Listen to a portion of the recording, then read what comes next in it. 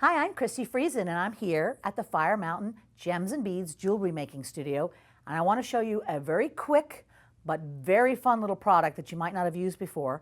It's a bead roller, and it's used with polymer clay.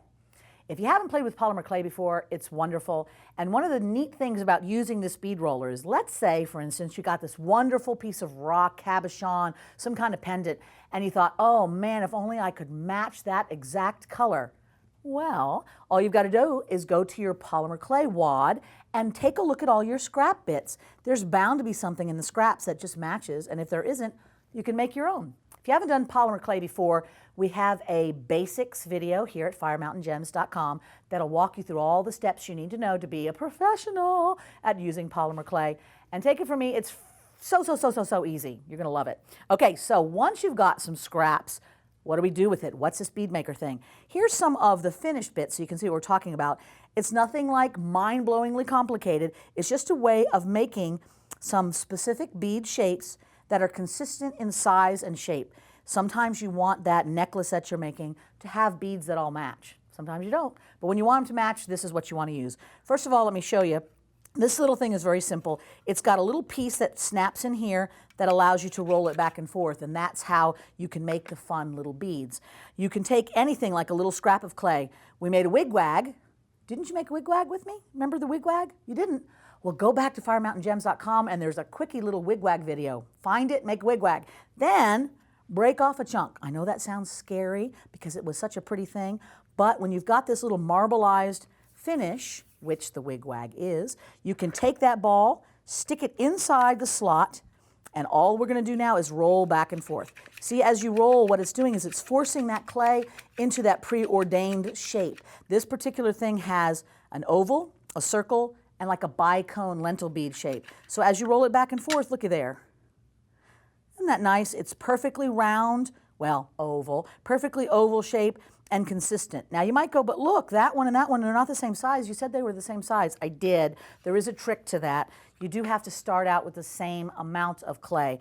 So if you want your ovals to be all oval or circle or bicone, but you don't really care about the size, then just go crazy. If you care about the size, this is just a little cutter, and you don't have to only use this one. You could use your own little cutters, but this one comes in the set. You can just take this and press it into the clay and see how it'll cut out a consistent amount of clay each time. I took two little chops, stuck them back to back. I gave it a little bit of roll first to get it started in the right direction, and this time we'll put it in that bicone slot. Let's slide it on here, put it in the center, and do our little roll back and forth. So see how easy that is? You can sing a little song while you're doing it, watch some TV, and then when you're done, you have this nice little bicone shape. So it's going to give it that little edge to it. Okay, wasn't that simple and easy? That is a great way to make use of scrap clays. Now once you've made those, then what? They can't wear them like that. You have two choices. After they're baked, and I'll talk about that in a minute, you can drill a little hole through there with a handheld drill bit. It's just a little drill thing, and you just hold it and put it on. Or you can put the little hole in before you bake with some kind of a pointy object like a needle tool or even a toothpick, or like this is a bead awl, something that you've got. I'm taking it and pushing it through and gently twisting back and forth. That's going to give me a nice even push so that the hole isn't just gushing clay out the other side. And I usually take it out and go back in the hole on that side and do it one more time, just to make sure that the holes on both sides of that bead are the same.